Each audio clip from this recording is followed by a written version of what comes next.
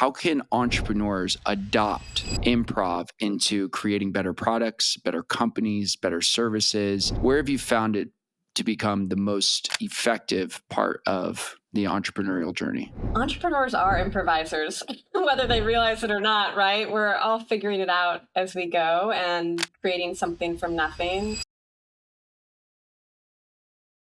Ladies and gentlemen, welcome back to this week's episode of the Live Your Truth Now podcast. I'm Mike Liguori, and joining me today is the one and only Mary Lemmer. Mary, welcome to the show. I'm so glad to have you here. Thanks, Mike. It's great to be here. Last time we talked about this concept that I have never heard before when it came to improv. And you're an improv master. I would actually probably argue you are a master of your craft. What I love about your work in this improv section, you said something to me on this call, and I'm like still mind blown from this, is you said improv is going to be the next meditation. And today, ladies and gentlemen, Mary and I are going to cover this. I have no idea where it's going to lead us. All I know is, in true improv fashion, I have no idea where this is going to lead us. But what I will say is this, is that Mary has graced the TED Talk stage. She's worked with some of the biggest companies in the world, sharing improv and the power of improv. And we're also going to be talking about her new book, How to Handle Anything. So, Mary, with that being said, let's dive on in. Tell me why you think improv is going to be the next meditation. That is a really bold statement. Yeah, I'm realizing how bold it is and how you laid it out there. Very bold. I'm like, wow, whoa. Meditation. Yeah, well, I think it's come to me over years and years of doing this work and seeing what the impact of improvising does for people and learning more and more about what the impact of meditation is, right? And we know more and more than ever, we know about the power of meditating and what it does to the mind and how it, so many people are out there saying how it transformed their lives when they started meditating. And there's all these schools and programs and apps that you can use to meditate. And it's become more prolific as we've gotten more research about what's actually happening and data that supports meditating as a practice for kind of connecting to self, right? I've been improvising now for almost 15 years in terms of like taking classes and now practicing it, in my own life. And just the thing about improv that it's like meditating with others, right? Because when we're meditating, we're being present to whatever is, right? Thoughts come, we're like, okay, and they float past like a cloud. And I'm not an expert meditator, so I'm not going to go into like all the details of that. I've found that improvising is a way of being present with others, right? And people gain some of those similar benefits of, feeling more calm in chaotic situations, being able to be present with whatever the emotion is that they're experiencing. And the thing that improv does in addition to meditation is it allows us to go into social situations and be present in those moments. Sure, when you sit in your room or wherever and you're meditating, that's great. But then what happens when you get into a situation with a colleague or a friend that's like involved maybe a difficult conversation? Does that what meditation certainly can help build kind of the resilience to deal with those things. When we're improvising, we get to actually, practice those kinds of situations in this fictitious environment. So it's almost like a social meditation. And so I think that's why I make that claim is like, and improv is in its nascency. It's early on and having some of this research about the power of it, what it's doing to the mind, the benefits of it for health and well-being. So I think as the path went with meditating, the more we learn, the more we experience it, the more research behind it, the more improv will become like the next meditation, because we'll have this, it'll be where in maybe 5 years, 10 years, I don't know what the time frame is, but improv will be where meditating is now, where it's like, of course I would practice that to help me, learn about myself, manage my own emotions and psychology, and also interact socially with others. There's also something about improv that I have found really powerful, which is the ability to draw you back to the present moment.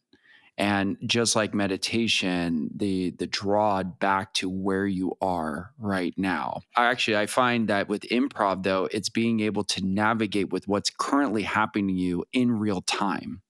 Where I feel like meditation, in my perspective, meditation is just helping you just come back to now and be Yeah. an observer of what's happening, where improv is actually being not just an observer, but also going with the fluidity of the situation and being able to create. Yes. And I think something about creation that I love, and I've been diving super deep in creativity and reading Rick Rubin's book, which, by the way, yeah, it's a wow. Love It's it.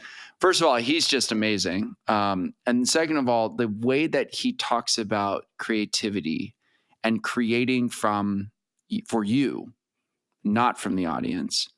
That's what I love about improv. Mhm. Improv is very much like, I don't know how the crowd is going to react to this. Mhm. I don't know how other people are going to react. All I know is that I am going with this situation. And I want to ask you more about with improv specifically. We have a lot of entrepreneurs that listen to the podcast, as you know.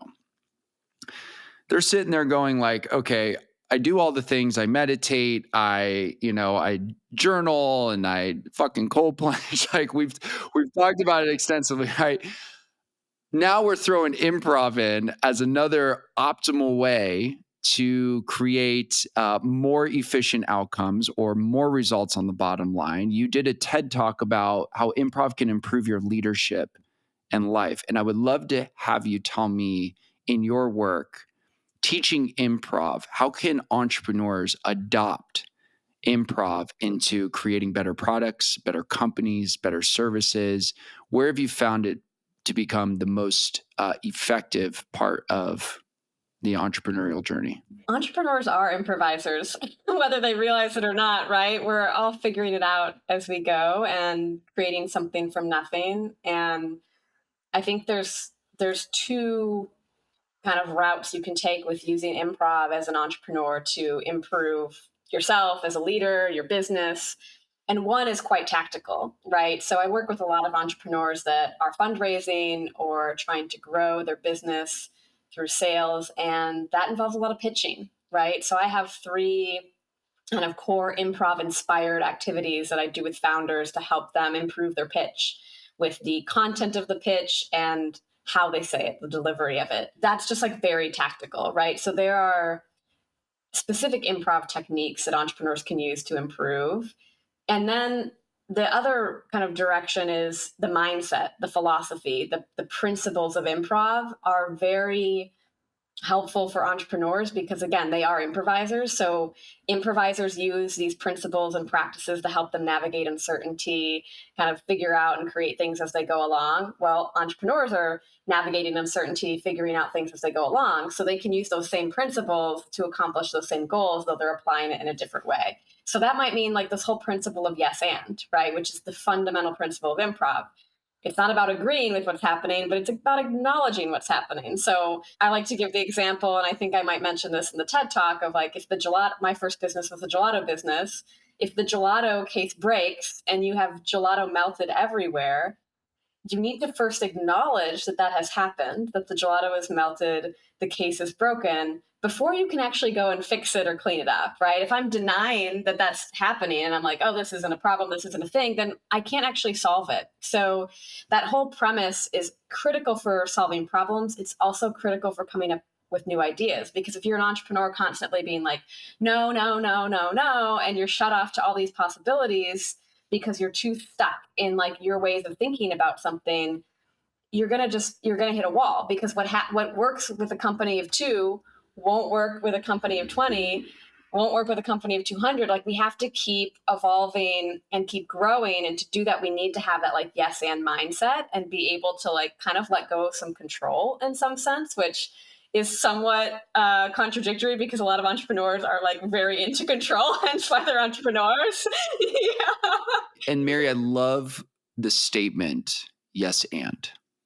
So many people say yes, but, and it negates everything that they're saying.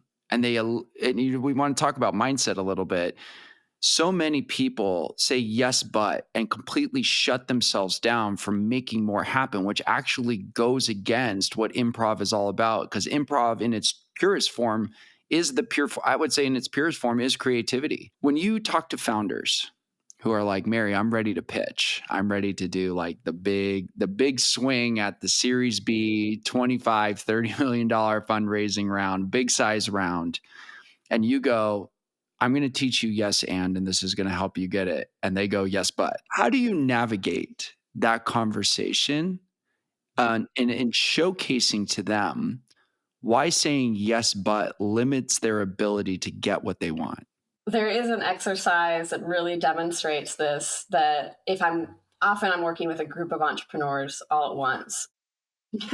And I have them do this exercise where I say, okay, I need you to plan a party. And you can only plan every time you respond in your little group of 3, you can only say no, no, because, and then we see how far they get with planning that party. And we do it again. I'm like, okay, this time it's yes, but you can try to plan this party and you're saying yes, but. So they'll be like, oh, we can have a live band. And the next person has to say yes, but live bands are expensive. And they're like, well, and they're trying to plan this party with just the yes, but response. And then we do it a third time and they say yes, and we see how far they get with this party. And we look at those 3 different parties that were planned, and inevitably the best party that's planned is the yes and party. And basically this demonstrates the possibilities that open up when we say yes and in a way that shows we don't get anywhere by saying yes, but we truly can't move forward. And so, and then one-on-one, right? It's just understanding, like, if it well, with this, but then the investors will say this. It's kind of like, well, what if you changed your belief? Because like beliefs underlie all of this. If someone's saying yes, but they might believe this isn't possible. And if you believe that raising $30 million isn't possible, you are not going to raise $30 million. So we have to go back to, where did that belief form? And do we need to change that belief, which is also using an improv technique that we do very uniquely at Improve, like around making new choices, right? Because you can't get new results without making new choices. And when we improvise, we're practicing making new choices. So we go back and like, how do we make a new choice about this belief so that we can get new results? And part of those new results is like, if you believe that it's possible, you will do the things that are possible in order to make it possible. If you believe it's not possible, you're not going to have a lot of motivation to email investors and reach out and go pitch. So you're not setting yourself up for success. So and a lot of that is just, like I said, I'll use an exercise like I shared with the yes and, yes, but, no, because, uniquely or I'll be pretty frank with people. I'll very honestly, like, if you really don't think that you can raise this money, then why are you doing it? Like, do you think you can raise this money if you don't believe it's true? Like, what is the belief here? And oftentimes founders haven't really thought about that, because they're busy doing other founder things, right? Building product, getting customers. But at some point they'll get stuck. And that's when, if they come to me, we can use these techniques to help people get unstuck so that they can get in that yes and mindset and achieve those goals that are possible when you have that mindset. There's a lot of founders that when they go and fundraise money, they like to prepare for all different types of scenario, which you could argue is improv. However, what I'm hearing you say is that when they say yes, but if they say this or if they do that, this anticipation that comes with fundraising, what I have found is that people who want something will try to assume or plan what the other person is going to say to come up with the correct response. And it sounds like to me what you're saying is that by empowering the founder to get them into a creation mode, like yes, because, or a yes, and, it actually allows for them to expand more or be more expansive in the ability to talk more about their personal story or company.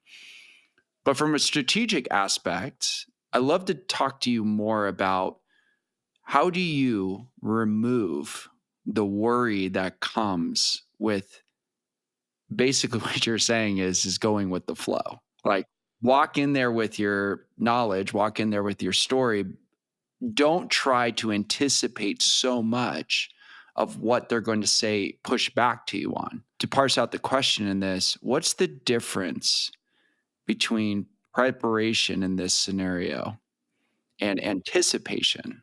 And like, where's the balance in that? Well, they are distinct, right? Because you can be prepared and absolutely need to prepare, right? Like if you have a speaking engagement or a performance, like prepare, right? And be prepared to adapt, like be prepared for things to go off script. This is actually where the inspiration for everything I do now with Improve and Improv for founders started, because I was working as in early stage venture capital and I saw founders come in to pitch, and then we, the investors, would ask a question and they'd be like, okay, I'll get to that on slide 14. And they're like on slide 6, right? And that was a very like no because moment, right? Where it's just kind of like they could have said, oh yeah, let me answer that for you, and then like gone back into their pitch. And the reality is a lot of the investments we made, and with anything, right, is like when you connect with your audience, right? If you're an improviser on stage and you connect with your audience, or you're selling something, you connect with your audience, that doesn't always follow a specific script. And if you're too in your script, you miss those gifts or those opportunities, venture capital, and I said, allow you to connect with that person. So if you're prepared and you know your stuff and you know every one of those slides and you know everything about your company, and then you can adapt. You don't have to tell your story in a certain way. Like if someone wants to hear something a certain way and you're connecting one-on-one, being able to be present with them, it's really about that presence of being with someone and navigating that. And if you're prepared enough, you can do that. It's preparation and trust in your trust in yourself kind of equates adaptability and the ability to improvise in the moment, because you can be very, very prepared, but you can, if you don't trust yourself to be able to kind of navigate in real time, then it's gonna come off as disconnected from your audience. If you're not prepared but you trust yourself, then you might end up like kind of not actually, you kind of stumbling or telling things that aren't true. So you need preparation and you need trust that in the moment that you're there, you can just let go and be in that moment and trust yourself that you'll say the things you need to say and show up the way you need to show up. The deviation from the script scares the crap out of founders when it comes into pitching. I have known that from experience. Like I've rehearsed this. I know it like the front and back of my hand. Like I know everything in this deck. And you just said something where a venture capitalist, another person completely sitting on the opposite side of the table, just may out of nowhere go, well, what about this? And founders freeze. They get so scared. They're like, oh my God, like I did not prepare for this. I am so frightened right now that like if I don't go in sequence of how I've rehearsed this thing for the last 3 months, like I'm dead in the water.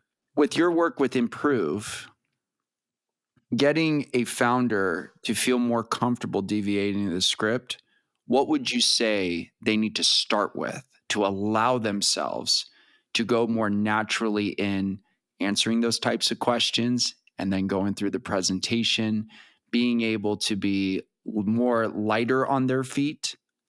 As you know, probably like most venture capital firms, and actually correct me if I'm wrong, most venture capital firms value the entrepreneur a lot more than the actual product or service. I like to say the best pitches are conversations. And if an investor pulls you out of your script, you're doing the right thing. Like you want that, because if they're just listening for you to end, they really don't care. I mean, obviously there's different contexts for this, right? If you're at a demo day or you're in like a kind of auditorium kind of setting and you're pitching like that, like let me separate this, right? Like one of those group, like the group pitches, right? Like a Y Yeah, Combinator. tech stars, Yeah. right? If you have that's then it's like then we work on how do you make sure that you're saying something concise and clear and delivering in a way that's compelling so that you could get people excited to talk to you and set up those one-on-one calls. In a one-on-one conversation though, that engagement is key, right? Because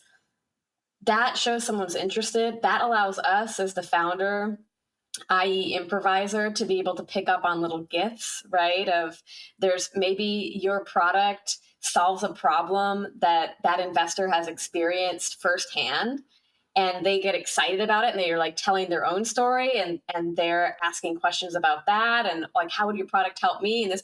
That's amazing. We love that, right? Because ultimately, people like they invest in, they work with, they want to be around people that they have some sort of connection with. And so it's the first thing that a founder can do, to your question, to kind of be a little bit more comfortable if they get pulled off script, is to reframe those interruptions as good things and not think of them as bad things. See it in a different way, because if you're seeing it as a negative thing, then it's gonna create that tension in the body. It's gonna put you into that fight or flight in your nervous system.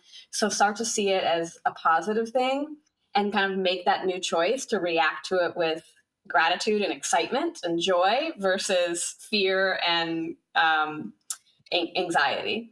I want to switch to authenticity. You and I talked about this during the pre-call last time we had done the podcast episode, when we were just kind of connecting and exploring topics that we wanted to parse out for the episode. And right before we got on this one, you had said, I want to talk about improv empowers authenticity, because you and I had thought that that was a really great topic. And as I'm hearing you talk right now, so much, especially this show, is really putting under the microscope the power of authenticity, like how powerful it is. I believe we need to show up more for ourselves in the most authentic way. And I also think that authenticity is really the thing that binds us and connects us, is being yourself, is living your truth, is stepping out and saying and advocating for yourself. When it comes to authenticity, though, I think something about improv that I have found super fascinating with it is that people get this new voice. There's like this new tone, this new words, this new empowerment, like behind what they're saying, that they never would have had the courage to say before. I want to dive into this. In your work with founders, with people in the groups, even with yourself, where have you found that improv really unlocks people's true nature of who they are and what they really want to say or express to the world? The thing about improv is that it allows people to be themselves. It's like the safest place to be yourself, because by virtue of the environment, of the rules we're all kind of abiding by in that space, like there's no judgment, right? We let go of that inner critic, we fire the judge. Everything that is said or done is taken as a gift, right? One of the core improv principles is take everything as a gift. There are no mistakes. So you can't mess up in improv. And so this is why it always kind of blows my mind that people are like afraid or intimidated to take an improv class, because I'm like, they're like scared. I'm like, the world is scary, but improv, no matter how you show up, you're embraced. Everything's yes anded, right? And I think that is very freeing. And it can be uncomfortable at first, because people aren't actually used to being showing up as themselves and expressing themselves in a full way. Yeah, well, are they scared because they think they're going to mess up or not be perfect? I think people are used to, we're used to this kind of way of thinking of we're good or bad at something, right? And it's like, what if you just are, right? And so the more we improvise and the more our own reactions and ways of showing up are embraced and supported and celebrated, the more we gain confidence in ourselves and how we show up and what we say and our responses to things. And so I think that's a big part of that, is like it does start to build confidence in showing up authentically and as who you are, because you're allowed to get that positive reinforcement for showing up as who you are. Because in the real world, if you're showing up as your authentic self and people are judging you or you're getting criticism, it does start to, hit that insecurity bubble. But then you get that positive reinforcement in improv, it kind of builds that up again. So I think that's number one. And then number two, we when we improvise, it strengthens our own intuition and our connection with our emotions, right? Because it's actually it's really a gift to express ourselves with big emotions and really clearly and directly in improv scenes. And so for those people who may not actually know who their authentic self is or how they really feel about things, which was more my story, where I used to ignore some of my own feelings. And so I would react to things quite neutrally, right? Someone would do something and be like, okay, I'd be like on a scale of 1 to 10, I'd be like a 4. I'm just kind of like, whatever. And but it wasn't like big emotions. But when we improvise, we're encouraged to feel our feelings and react big, which is maybe not how we're going to go in real life. But in doing that over time, we build emotional awareness with ourselves. And in doing so, we can be in a more authentic relationship with ourselves and show up more authentically in relationship with others. So I think there's that kind of self awareness, but then you get that positive kind of tapping into our own authenticity on a personal side. And then there's the how do we build that that safety through external reinforcement to be like, okay, I now feel like I can go be my authentic self out in the world because I've experienced what it feels like to be embraced and supported in who I am. Yeah, and safety oftentimes for people who don't feel safe are looking for it in the external, right? They look for it in money and friends groups and jobs and security. And one of your talks that you did was why is it so hard to talk about salary, especially at work? And it's so funny that you talked about the true expression of self, that if people actually go to work and start acting authentically like who they are, there always is that voice in the back of your head that it's like, if you're starting to act like you're on one or you disagree with something wholeheartedly, there's a consequence. I'm going to lose that raise. I'm not going to get that promotion. That job that I've always wanted is just going to go away if I start acting in my truth. And I find with what you're saying is that there's this notion that people so crave to be their authentic selves at work, especially in corporate. They like really want to be themselves.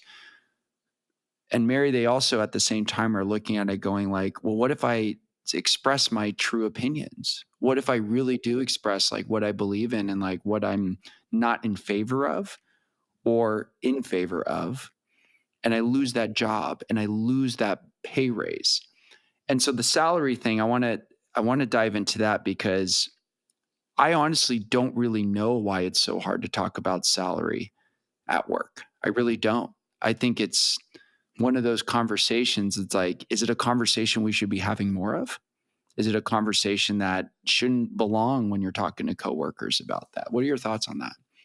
I mean, I kind of want to reference your last episode, the last episode I heard around vulnerability, right? And boundaries. And it's like, what was the quote that you shared by Brene Brown? Vulnerability without boundaries is oversharing. I think there have been boundaries that have been set up by society to like not talk about certain things, and salary at work one of them.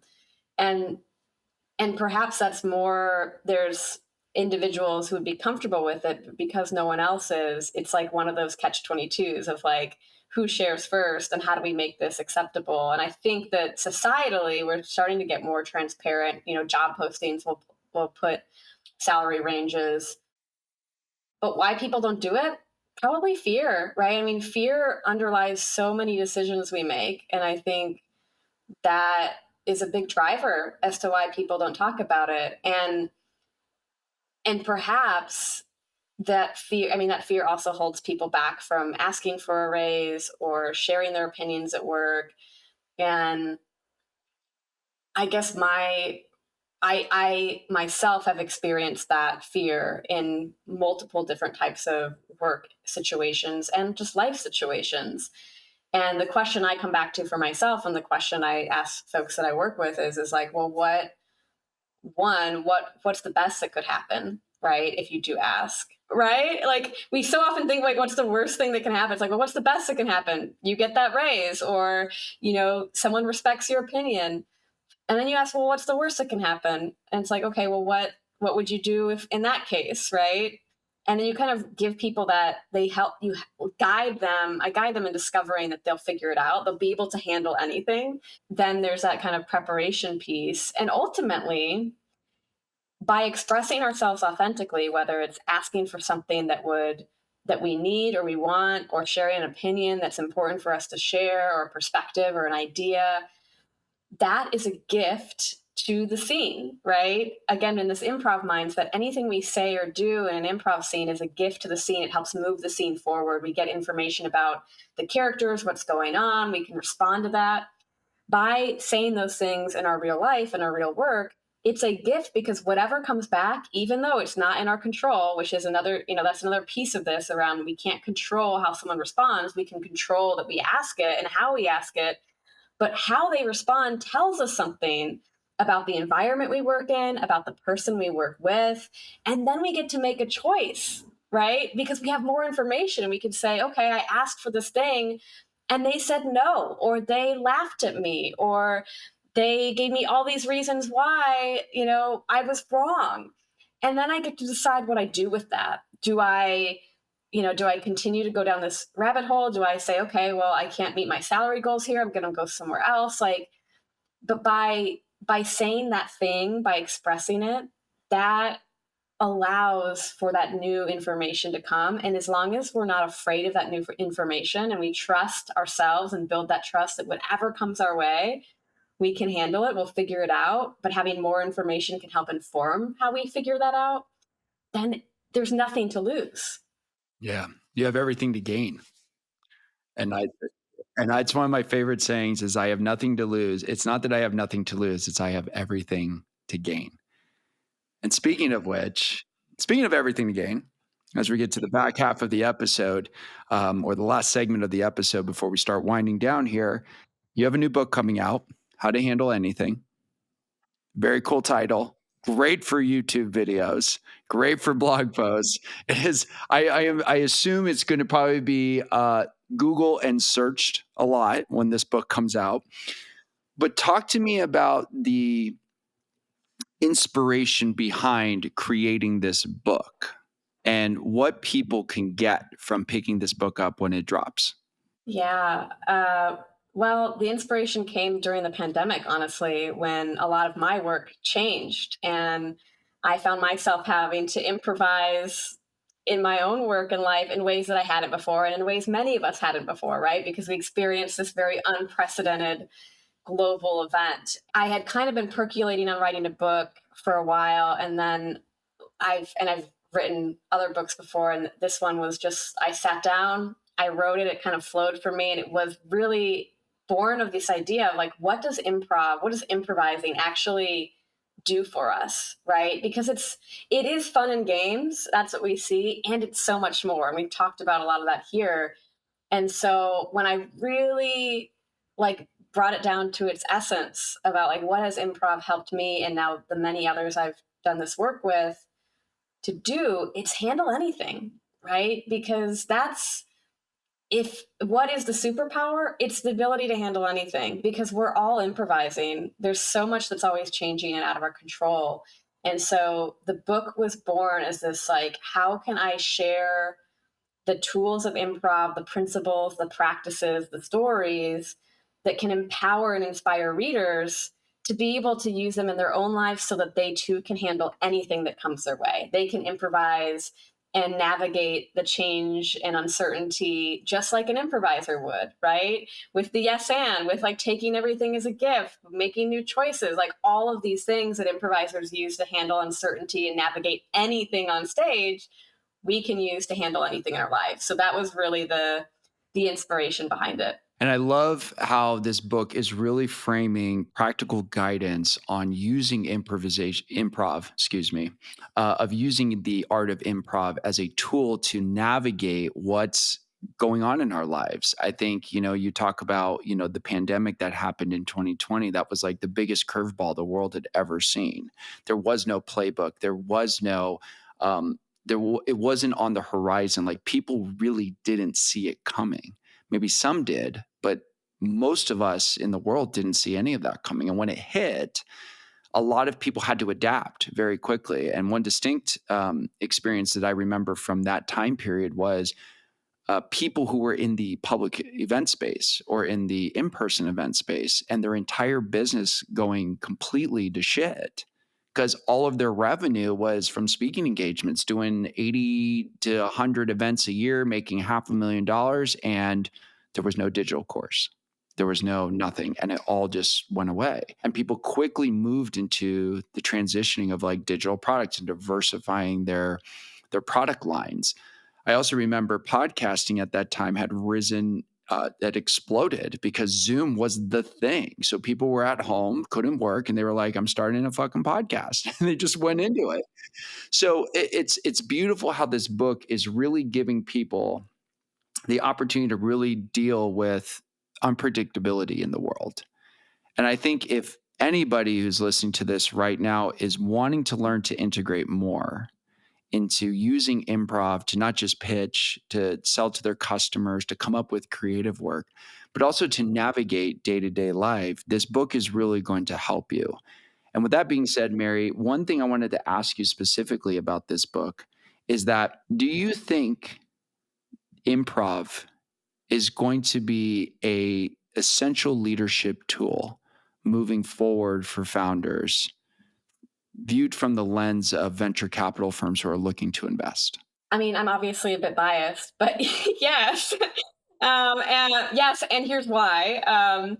Because, and you alluded to this earlier, investors invest in the person and the entrepreneur. And when I'm investing in an entrepreneur, I am believing that I know because I've seen a ton of companies as an investor over many years, right, in the role of the investor, that things never go as planned. And there's going to be pivots and there's going to be challenges and there's going to be market shifts.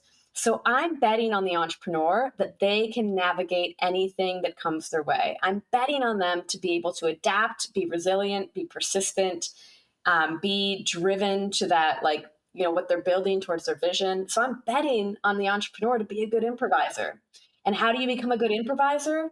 You practice improvising. And so that, I mean, with anything, right? If you want to be good at sales calls, you practice sales calls. If you want to be good at guitar, you play guitar. So if you want to be good at improvising and navigating change, practice improvising and navigating change because it's a muscle. It is a skill set. And so absolutely I think it's an important tool for entrepreneurs because that's your job. Your job is improvising, navigating change, and doing so with this big vision and goals in mind. And as an investor, I want to see that my founders that I invest in are able to do that because the road is not linear. No, it is definitely not. And Mary, I have to tell you, as we get into the last question of the show, thank you so much for your time, your expertise, and your energy. You've been absolutely wonderful, and you've provided so much information for our listeners and including myself. So thank you again. We'd loved having you on the show. And everybody, please check out our book, How to Handle Anything. It's coming out really soon. We'll have links in the description on our YouTube channel and also in the show notes of the podcast. So you guys can purchase your copy as soon as this episode goes live. With that being said, Mary, as you know, we ask every single guest on the show, what is their definition of living their truth? So, Mary, what is your personal definition of living your truth? To me, living my truth means showing up honestly in each present moment. It's as simple as that. Acknowledging what is, whether an external situation or the internal experience, acknowledging what that is and accepting it without judgment and showing up honestly in that moment. Well said, my friend. And thank you so much for sharing that with us. And thanks to all of you for tuning into this week's episode of Live Your Truth Now. If you like what you heard, go ahead and give us a follow on Apple, Spotify, or wherever you get your audio podcasts. You can also watch this episode and many more on my YouTube channel, Mike Liguori. Just search it on YouTube. You can go ahead and check it out and give me a subscribe. I would greatly appreciate it. So with that being said, I'll see you guys next week. Thanks for tuning in.